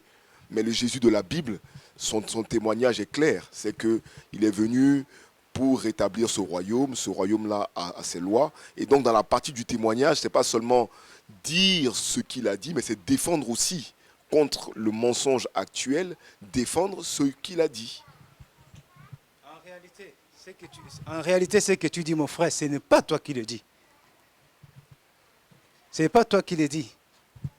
Pourquoi je dis ça? En fait, le mot qui est utilisé par témoignage, je l'ai dit tout à l'heure, en grec, ça donne plusieurs mots. Et parmi ces mots, il y a les mots, je l'ai dit, fidélité. Mais dans la fidélité, si tu es fidèle en Yeshua, quand tu vois quelqu'un qui prêche un autre Jésus, puisque toi tu es fidèle, qu'est-ce que tu vas faire? Hein? Ah oui. Oui, on arrive, il n'y a pas de souci. Ça dit, comme tu l'as dit, non, tu remets les choses en place. Moi, tu dis par exemple notre Jésus, ok, moi je peux donner mon exemple. Il y a des années passées, je me levais devant le peuple quand j'étais à Paris. Qu'est-ce que je prêchais? Je prêchais un Jésus qui va nous prendre, nous ramener au ciel pendant 1000 ans. Mais ça, ce n'est pas le Jésus Yeshua de la bonne nouvelle du royaume. Ça, c'est notre Jésus. Est-ce que vous êtes d'accord avec moi? En fait, tout Jésus qu'on annonce, qui n'est pas conforme au vrai témoignage de la parole, c'est un autre Jésus. C'est là que je dis aux frères, non, ce n'est pas toi. C'est biblique, ce que tu dis. C'est là aussi qu'il faut chercher à prêcher, à enseigner le vrai Yeshua, le vrai Jésus. Il ne suffit pas seulement d'être dans la Torah, dire Yeshua, non. Parce que même nous qui sommes à la Torah, qui disons Yeshua, qui ne disent plus Jésus, des fois nous enseignons, nous prêchons aussi un autre Yeshua. Si par exemple, je donne un exemple concret. Je dis, ok, à partir d'aujourd'hui, toute personne qui va franchir cette porte, tout homme ou toute femme doit mettre la kippa sur sa tête. Parce qu'on voit nos aînés, excusez-moi, nos frères mettre le kippa, qui fait la distinction. Je crois aussi que Jésus, qui respectait aussi tout ça, mettait ça. Alors on va mettre ça. Mais là, je vous enseigne notre Yeshua. Est-ce que je garde les témoignages de Yeshua? Non, je ne garde pas. Garder le témoignage, il y a des années, exactement. Moi, selon une autre compréhension encore pour ajouter, en fait, je me dis, le premier témoignage, ce n'est pas physique. Le premier témoignage que je garde de Yeshua, c'est spirituel. La manière que j'obéis à sa parole. La manière que je garde dans mon cœur sa parole. Si par exemple, regardez, extérieurement, je veux faire tout ce que, voilà, tout ce qui peut se voir, tout ce qui peut se voir. Et que dans mon cœur, je suis une personne haineuse. Je suis une personne rancunière. Mais je ne garde pas les témoignages de Yeshua. Vous êtes bien d'accord avec moi? Spirituellement, j'ai déjà renoncé à son témoignage. Est-ce que Yeshua m'a témoigné la haine? Jamais. La convoitise? Jamais. L'envie? Jamais. L'orgueil? Jamais. Et c'est là que j'ai compris, moi, personnellement, par la grâce, le témoignage, ce n'est pas seulement d'abord d'aller évangéliser, c'est d'abord que ton âme spirituellement témoigne les paroles de Yeshua, que tu le vis. Et Paul dira qu'il y a les uns qui sentent l'odeur de la vie et il y a les autres qui sentent l'odeur de la mort. Quand tu sens l'odeur de la mort, tu témoignes le diable. Quand tu sens l'odeur de la vie, c'est que ta vie spirituelle, ton être spirituel témoigne la sainteté du Père. Et c'est là que tu auras la ferveur, comme a dit mon frère. Que non, quand tu vois, non, pas la brutalité, on est bien d'accord. Avec sagesse, mais aussi avec l'autorité. On est bien d'accord, on n'est pas toujours doux, hein. Il n'y a pas tout le temps, il faut être doux, douceur, mais des fois le Père utilise aussi l'autorité. Il dit non, mais non, quel est ce Jésus vous enseignez? Mais quel est ce Jésus vous enseignez? Vous dites que non. Et pasteur, puisque tu es pasteur, c'est l'assemblée qui doit payer ton loyer, c'est l'évangile. Qui est ce Jésus que tu prêches? Qu'est-ce qu'il y a? Ah, d'accord. Qui est ce Jésus que tu prêches? Vous voyez, on doit prêcher le Yeshua de la parole. Être fidèle, c'est ça le témoignage. Si le pasteur ne travaille pas, il faut bien, oui, je disais que si le pasteur ne travaille pas, il faut bien qu'il vive le pasteur. Ça n'a rien à voir avec l'évangile, ça. Non, mais il annonce l'évangile, le pasteur, il travaille pour le Seigneur, donc il y a besoin de pourvoir à ses besoins. Ok. Le livre des Galates nous dit, Galates chapitre 6, verset 6, nous dit qu'on fasse part de tout ce qu'on a à la personne qui nous enseigne. C'est bien ça, n'est-ce pas? Ok. Ça, c'est la parole. On est bien d'accord. C'est pas mauvais. Déjà, c'est pas mauvais d'aider ceux qui vous apportent l'enseignement, de penser à eux. Dans la mesure où, par exemple, cette personne n'a pas l'aptitude de travailler. Dans la mesure où peut-être le Père ramène ses serviteurs dans un niveau où il doit s'occuper vraiment du ministère et travailler, c'est très compliqué. S'il travaille, il peut même détruire le ministère. Là, qu'est-ce qui va se passer? C'est une bonne réponse pour aider aussi tous ceux qui sont là. Qu'est-ce qui va se passer? Ce n'est pas lui qui va instituer un salaire. Non. On est bien d'accord. Ce n'est pas lui qui va dire que non, toutes les dîmes m'appartiennent. Non. On est bien d'accord. Le Tout-Puissant fera grâce de toucher les gens eux-mêmes, à savoir que non, mais nous avons un serviteur qui ne travaille pas, qui n'a pas de moyens. Mais il est là, il investit pour nous apporter la parole, pour nous enseigner. C'est votre conscience qui doit travailler. Est-ce que c'est clair? Si votre conscience aussi ne travaille pas, c'est que vous ne comprenez pas c'est quoi l'évangile du royaume. Parce que imaginons que le Père a pris cette personne captive à l'évangile. Travailler, c'est compliqué. Et il est là. Il doit travailler, comme on dit, en plein temps. Selon bon, j'aimerais pas bien travailler. J'aimerais pas utiliser le mot plein temps parce que beaucoup en profitent aujourd'hui. Supposons que le Père occupe vraiment sa vie pour le ministère. Il n'a pas le temps d'aller travailler.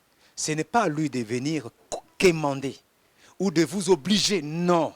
Si un pasteur commence à obliger, moi je dis non. Oui. En fait, c'est le cœur des croyants qui doivent comprendre que non, mais non, il ne peut pas travailler. On voit bien qu'il ne peut pas travailler. On peut l'aider. Ça, c'est un. Ça arrive, ma soeur. Ça, c'est un. Mais il y a deux. Il y a deux. Très important à savoir. Si tu as la possibilité, tu ne veux pas travailler. Non, moi, je ne te donnerai pas. Mais c'est méchant. Tu es un serviteur. Tu peux travailler. Tu ne veux pas travailler. Et tu veux que... Non. Il faut aller travailler.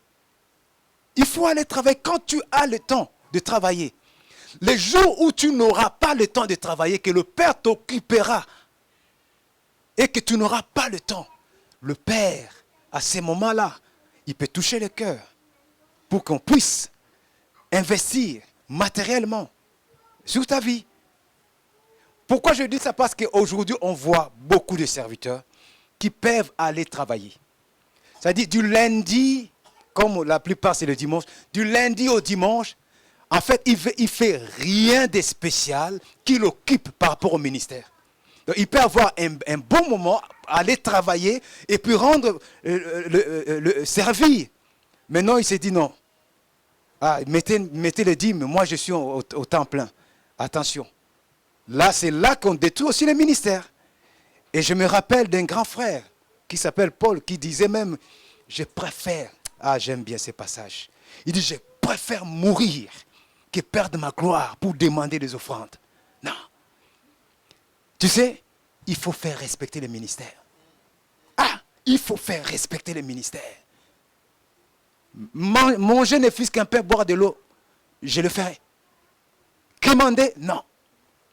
Je prie. Si par exemple, je suis dans les besoins, que le Père touche, c'est pour le respect. Tu sais, quand les gens commencent à trop te donner, là, le respect baisse aussi. Je le dis, Excusez-moi si je suis un peu dur, Mais cela n'empêche pas. Quand l'apôtre Paul parle de ça, il nous enseigne déjà que non, tu vois quelqu'un qui t'enseigne, peut-être pendant un moment, il n'a pas aussi les moyens de travailler. Il faut l'aider. Il faut venir à son secours. On voit bien, n'est-ce pas? Il faut venir à son secours. Et puis, je dois rajouter, attention, ce n'est pas seulement le pasteur. Ce n'est pas seulement le pasteur. Voir par exemple ici, bon, avec toute humilité, dire, c'est le docteur m'a dit qui est le responsable principal, c'est à lui seulement qu'on doit donner. Mais non. Si le frère Christopher ne travaille pas, il a besoin d'être aidé. Il vous enseigne oui ou non? Si le frère Bruno ne travaille pas, il est en difficulté. Il vous enseigne oui ou non? Si le frère Félix ne travaille pas, il est en difficulté. Il vous enseigne oui ou non? Je citerai tout le monde. C'est-à-dire, il ne faut pas mettre ça seulement. Et moi, excusez-moi, je suis un peu en colère de voir que dans des assemblées, il y a ce qu'eux-mêmes appellent le pasteur titulaire, principal. Pendant que d'autres serviteurs qui travaillent tout autour de lui. Et c'est lui seul qui prend les offrandes. Et la dîme est spécialement envoyée dans ses poches. Oh! Où est-ce que c'est écrit? Bon, excusez-moi, je n'ai pas encore trouvé ces passages. Parce que moi qui vous parle, excusez-moi, il y a ceux qui croient à la dîme, d'autres qui ne croient pas. Mais moi, le Père m'a recommandé de donner la dîme. Et je paye ma dîme. J'aurais dit de ramener. Non. Et il faut que les choses soient un peu claires de ce côté-là. Je pense que tu ne vas pas rentrer à Paris avec une blessure.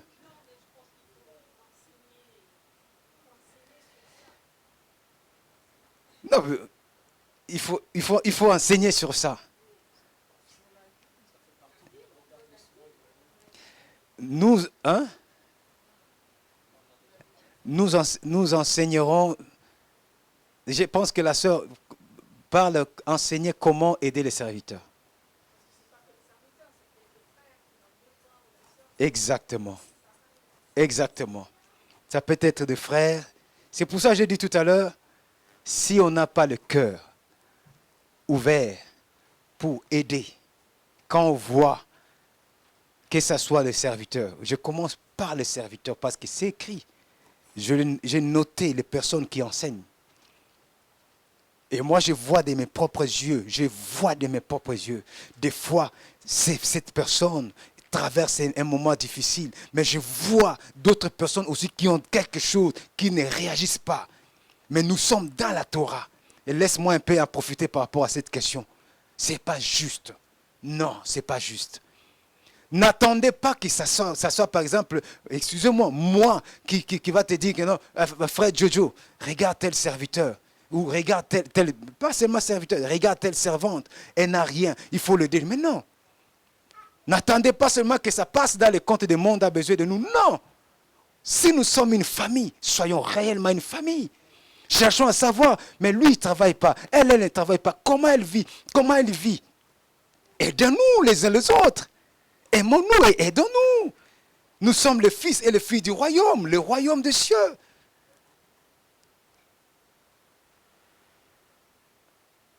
Nous ouvrons. Ah oui, ça fait partie de l'amour du prochain. Il faut avoir un cœur rempli de largesse. Amen. Un cœur ouvert. Si vous attendez qu'on puisse...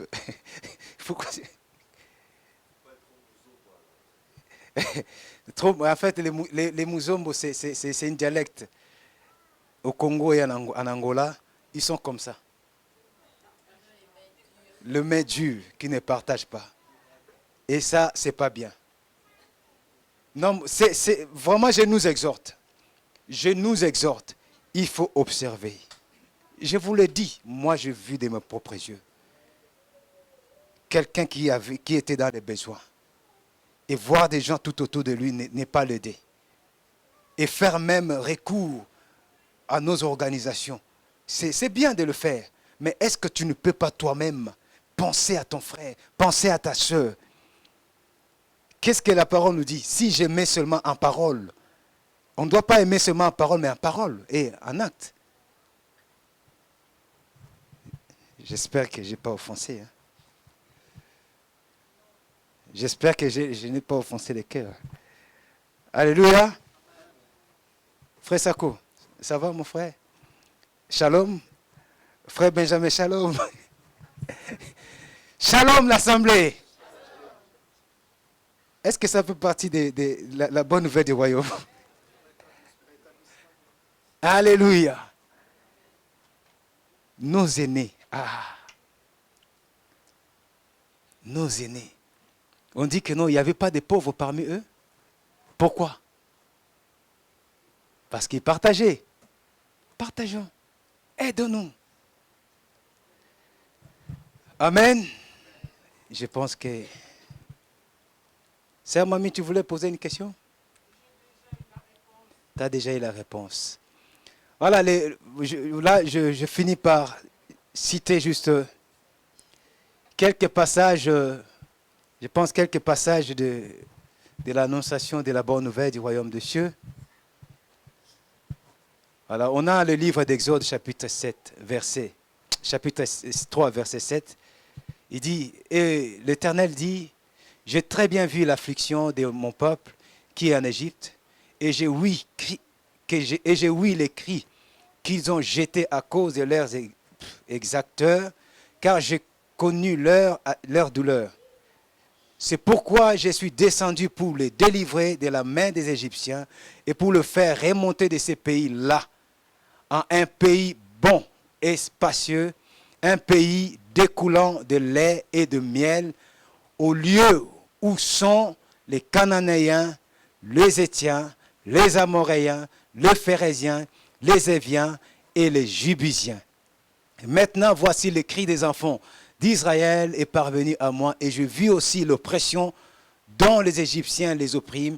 Maintenant donc, viens, et je t'enverrai vers Pharaon, et tu retireras mon peuple, les enfants d'Israël, hors d'Égypte. Amen.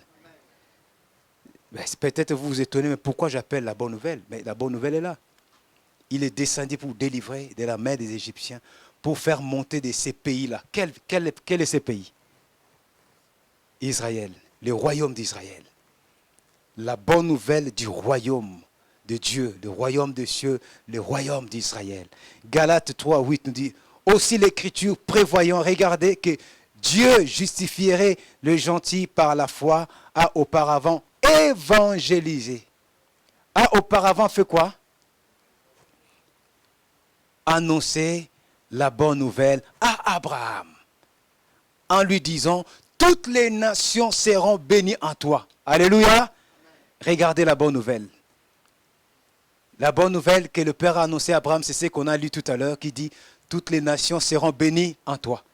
Et ils seront bénis en Abraham pour faire quoi? Pour hériter les royaumes de Dieu, le royaume d'Israël. C'est pourquoi ceux qui sont de la foi sont bénis avec le fidèle Abraham. C'est-à-dire, la bonne nouvelle que nous avons vue dans Genèse 12 est réellement l'évangile que le Père a annoncé à notre Père Abraham. Ça, c'est encore une des preuves. Si on passe, on peut voir encore ces passages qui disent « Ainsi donc, pendant que la promesse d'entrer, le repos de Dieu est toujours en vigueur, craignons que l'un d'entre vous ne se trouve coupable d'être resté en arrière. Car nous aussi, nous avons entendu la bonne nouvelle ou l'évangile, tout comme eux. » Eux là, c'est qui? C'est les Israélites dans le désert. Ils ont entendu aussi l'évangile, la bonne nouvelle. Donc ce qui enlève dans nos cœurs que non, l'évangile, c'est quelque chose du Nouveau Testament. Non. L'évangile était déjà là. Mais le message qu'ils ont entendu, c'est-à-dire on peut comprendre, mais la bonne nouvelle, l'évangile qu'ils ont entendu, ne leur a servi à rien.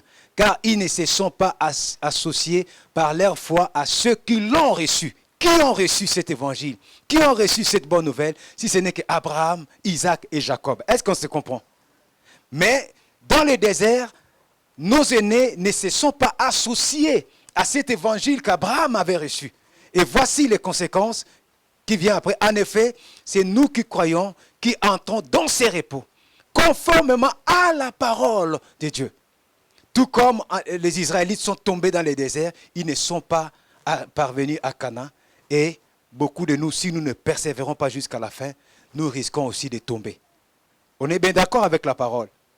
Et il est dit, quand il est dit, c'est pourquoi dans ma colère, je fais ces serments, ils n'entreront pas dans mon repos. C'est ainsi que Dieu a parlé alors que son œuvre était achevée depuis la création du monde. le Tout-Puissant lui-même a décidé qu'ils n'entreront pas dans ces repos. Soyons prêts, nous, pour entrer dans les repos. Maintenant, si vous m'obéissez et si vous restez fidèles à mon alliance, vous serez pour moi un peuple précieux parmi tout le peuple, bien que toute la terre m'appartienne. Mais vous serez pour moi un royaume de prêtres, une nation sainte. J'aime bien ça. Que le Père nous pardonne encore. Quand je lis de tels passages, regardez. Un royaume de prêtres, après une sainte. Les caractères coercitifs, obligatoires du royaume du Tout-Puissant, c'est la sainteté. Une nation sainte. La moindre souillure, la repentance. La moindre pensée, la repentance. Un petit comportement, la repentance. Pourquoi? Parce que nous sommes un royaume de prêtres, une nation sainte. Je ne sais pas si je l'avais mis, c'est cette même parole que le Messie va répéter. Hein? Que Pierre répond, oui. Exactement. Pierre le répète, Apocalypse le répète. Pareil. Je ne sais pas si je l'avais mis, non. Ok. Oui. Et tu nous as fait roi et sacrificateur à notre Dieu, et nous régnerons sur la terre. Et les passages que le frère Bruno a dit, un sacerdoce royal que le Père nous a donné. Et c'est là que je disais tout à l'heure, c'est une identité qui nous a été volée, qui nous a été prise. La bonne nouvelle, le royaume de prêtres, la bonne nouvelle, il a fait de nous deux rois. Nous sommes dans un royaume. Et ce royaume s'appelle, Sarah? Le royaume des cieux, autrement, le royaume de Dieu, très bien. Autrement, sur la terre, le royaume d'Israël. Voilà pourquoi nous considérons pleinement 100% des Israélites. Amen. Or, en ces temps-là, vint Jean-Baptiste prêchant dans les déserts de la Judée et disant, convertissez-vous, car le royaume des cieux est proche. Dès lors, Yeshua commença à prêcher et a dit, convertissez-vous, car le royaume des cieux est proche. Et quand vous serez partis, prêchez en disant, j'aime bien. Ah, j'aime bien. Prêchez en disant, le royaume des cieux est. Est-ce que nous donnons encore l'importance à ça aujourd'hui? Prêchons-nous encore le royaume des cieux aujourd'hui.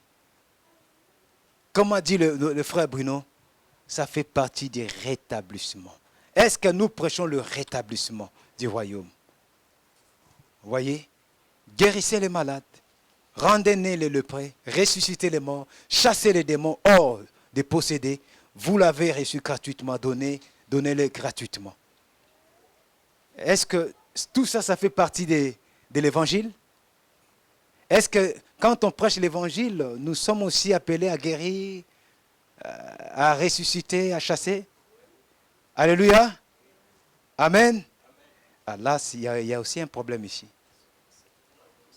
Hein? Le royaume ne consiste pas seulement en des miracles, en des dons de guérison. Et souvent, certains ministères mettent l'accent là-dessus. Oui.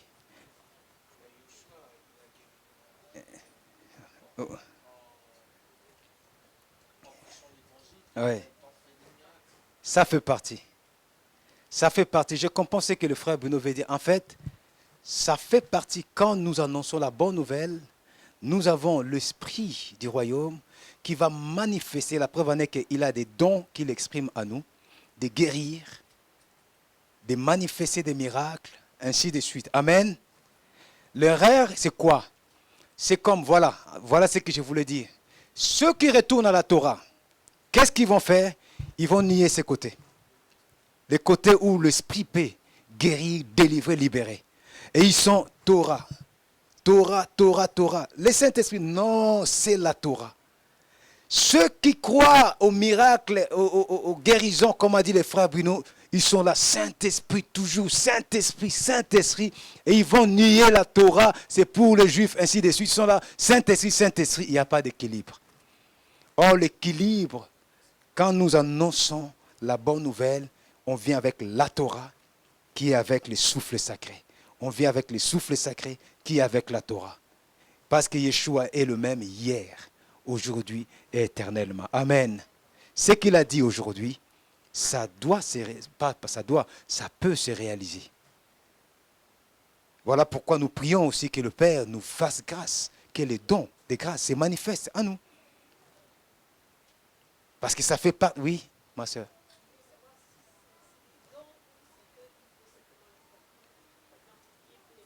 Oui. Ce que je voulais savoir, c'est que tout ce qui est cité, là, chasser les démons, guérir les malades, est-ce que c'est des dons particuliers? Le Messie nous donne une recommandation avant de partir. Vers la fin, il dit, voici les signes qui accompagneront ceux qui adhéreront à ma parole, ceux qui marcheront avec moi. En mon nom, qu'est-ce qu'ils feront? Ils chasseront les démons. Mais aujourd'hui, je connais beaucoup de gens chasser les démons, mais non, c'est pour les évangéliques. Et ça m'étonne, on s'est écrit. Et j'ai rencontré même des communautés adventistes pour eux. Quand tu étais né, par exemple, dans une famille qui était croyante, en fait, tu ne peux pas être attaqué par les démons. Et une sœur qui voit dans ses rêves que non, il a un démon de sirène des eaux, qui dit que non, non, moi je ne crois pas à cela. Et je peux en témoigner. Moi, j'ai travaillé dans une assemblée où on m'avait inculqué cette éducation, que non, tu es un serviteur, tu ne peux pas être influencé par un esprit impur, mais j'ai vécu des années dans un domaine, je ne pouvais pas avancer parce que cet esprit-là me tourmentait, jusqu'au jour où personnellement le Père est venu me visiter, me dire que non, tu dois revoir ces côtés-là. Et je priais, j'ai pu voir des choses et j'ai été délivré. Ça existe.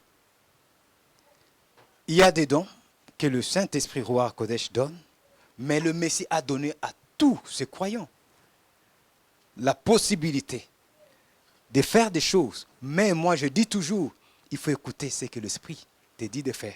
N'impose jamais le mais avec précipitation. Ne fais jamais des choses avec précipitation. Ah non, parce que Jésus a dit que je peux faire. Parce que Jésus a dit oui. Mais il y a l'Esprit qui est là, qui va te conduire. Comment tu vas faire les choses? Je ne sais pas si j'ai répondu à ta question. OK? Or, étant interrogé par les pharisiens, quand viendrait le règne de Dieu, il répondit et leur dit, le règne de Dieu ne viendra point avec apparence et on ne dira point, voici, il est ici et voilà, il est là, car voici le règne de Dieu est au-dedans de vous. C'est-à-dire, nous vivons les prémices du royaume qui est en nous. Nous avons la loi de ce royaume, nous avons l'esprit de ce royaume, nous avons la vie de ce royaume que nous avons reçu par notre adhésion à Yeshua et nous persévérons dans cette vie de sanctification jusqu'au rétablissement complet du royaume des cieux. Amen. Je pense qu'on peut s'arrêter ici. Je vous ai dit ces choses afin que vous ayez la paix en moi. Vous aurez de l'angoisse au monde, mais ayez bon courage, j'ai vaincu le monde. Pourquoi j'ai mis ces passages? J'ai mis ces passages après réflexion, après méditation. Moi-même, je me suis rendu compte, quand on comprend la vérité du royaume des cieux, on comprend bien les combats que nous avons dans ce monde. Si nous sommes combattus, ce n'est pas parce que nous sommes beaux. Ce n'est pas parce que nous sommes magnifiques, mais parce que nous avons le prémisse. Voilà pourquoi je reliais ça avec ça. Nous avons le prémisse de cette gloire. Il y a un serviteur qui dit l'esprit de gloire. Si vous êtes persécuté, parce que l'esprit de gloire habite à vous. Quelqu'un connaît ce passage? L'esprit de gloire, le souffle sacré habite à nous. C'est l'esprit du royaume qui nous conduit dans le monde de vie du royaume pour nous préparer afin de régner avec le Messie quand il va balayer tout ce royaume que le diable utilise sa puissance. Et le diable, il sait que non, ça ne sera plus sa puissance qui va dominer au milieu des rois, de ceci, de cela. Et quand il nous voit, il a de la haine envers nous. J'ai connu un serviteur qui disait toujours que non, pour tout le monde, acheter une baguette, acheter un pain, ça peut être facile, mais des fois pour nous, ne fût-ce qu'acheter un pain, ça peut devenir difficile. Pourquoi? Parce que le diable va chercher à s'élever, même dans des petites choses dans ta vie. Plus tu augmentes la connaissance, comme dit le roi Salomon, plus tu augmentes le chagrin. Pardon. Pourquoi? Parce que plus tu connais, tu prends conscience des réalités spirituelles, de ces paroles, plus le diable vient te combattre pour que tu n'arrives pas à mettre en pratique ce que tu comprends. Puisque nous comprenons le royaume, acceptons. Acceptons de souffrir, acceptons la persécution, acceptons de vivre des combats, mais nous combattons avec la victoire parce que le Messie a vaincu. Amen. Oui, mon frère. En fait, ça m'a trotté l'esprit depuis tout à l'heure. Le mot rétablissement, je ne sais pas si ça va dans le même sens de la question. Le mot rétablissement est un indice. Quand on dit rétablissement ou restauration, ça veut dire qu'il y a quelque chose qui a été, gâté, il y a un désordre sur quelque chose. Et par exemple, quand on met de l'ordre dans la maison, c'est parce que voilà, on veut faire le ménage, mettre chaque chose à sa place. Et donc le rétablissement nous dit que depuis le péché, les choses ne sont plus à leur place. Et il n'y a que Dieu qui peut mettre les choses à leur place. Maintenant, Dieu, est-ce lui qui vient? Est-ce qu'il envoie quelqu'un? Comment Dieu va venir sur la terre, etc. Mais il y a un passage qui nous aide dans 1 Corinthiens 15, quand il dit que le Messie, quand il apparaît, quand il reviendra, et en fait quand il prendra le pouvoir et qu'il le remettra à celui qui est Dieu, qui est Père. Et donc on voit qu'il y a quelque chose que le Messie n'a pas encore totalement fait. Il est venu, il a fait une partie de ce qu'il devait faire. Mais pour le moment, ce que le diable lui a dit sur la montagne, si tu te prosternes devant moi, je te donnerai toutes ces nations, tous ces pouvoirs, parce qu'elles m'ont été données. Maintenant, à qui a donné à Satan ces pouvoirs, l'autorité sur les nations? Parce qu'il dit devant le Messie, et le Messie ne le reprend pas. Il dit, ce pouvoir m'a été donné. Et donc, jusqu'aujourd'hui, on voit quand même la manifestation des œuvres du mal. C'est la maladie, c'est le péché, c'est les rébellions, les accidents, etc. Tout ça, et le manifeste quand même qu'il y a un règne du mal. Maintenant, lorsque le Messie reviendra rétablir ce règne-là, donc dans ce temps de règne, en fait, il remet de l'ordre. Même la nature, on l'a vu tout à l'heure dans Ésaïe 11, la nature reprend l'ordre. On le voit dans le lion qui revient pour remanger à nouveau ce qui était sa nourriture. Donc il y a un ordre qui est rétabli, rétablissement des choses. Mais j'aime bien l'idée où il dit ici, je ne sais pas si je vais lire peut-être le passage, c'est dans 1 Corinthiens 15. Alors, 1 Corinthiens 15 au verset 22, il dit « Comme tous meurent en Adam, de même aussi tous revivront en Christ. Mais chacun en son rang, Christ comme prémisse. Puis ceux qui appartiennent à Christ lors de son avènement. » Ensuite viendra la fin. Vous voyez, donc il y a comment dirais-je, des étapes. Il parle de la résurrection, de ceux qui sont en Christ, ceux qui ne sont pas en Christ. Ensuite viendra la fin. Donc, ce n'était pas encore la fin. Quand il remettra le royaume à celui qui est Dieu et Père, après avoir détruit toute domination, toute autorité, toute puissance. Car il faut qu'il règne jusqu'à ce qu'il ait mis tous les ennemis sous ses pieds. Le dernier ennemi qui sera détruit, c'est la mort. Donc, le royaume, comment dirais-je, l'œuvre de Christ, ce n'était pas seulement nous donner le salut, etc. Mais en fait, il y a cette idée, l'évangile est explicite là-dessus. Rappelons-nous que celui qui fait que nous sommes dans la maladie et le péché, c'est quelqu'un qui a désobéi, qui s'est rebellé contre Dieu. Mais en fait, l'œuvre de Christ, ce n'est pas seulement nous sauver, c'est aussi rétablir toutes choses, tout le règne, tout ce que cette rébellion, depuis l'origine, depuis un temps, a causé sur la terre. Christ est le seul qui peut rétablir cela. C'est intéressant que lorsqu'il se met devant Satan, il dit, mais je te donne ce pouvoir, si tu te prosternes. Mais il dit, non, c'est par la Torah que j'aurai ce pouvoir. C'est en obéissant, l'homme ne vivra pas de parole seulement, mais c'est en obéissant à la parole de Dieu, parce que c'est la parole, c'est Dieu qui a décrété, j'ai, comment dirais, oint mon roi, j'ai envoyé mon roi. Mais rappelons-nous toujours dans le rétablissement du règne, que la finalité, ce n'est pas nous sauver seulement, nous amener en Israël, mais c'est plutôt redonner l'autorité qui a été donnée à Satan, le reprendre et le redonner à Dieu. Amen. On va remercier le Tout-Puissant pour ce temps d'étude.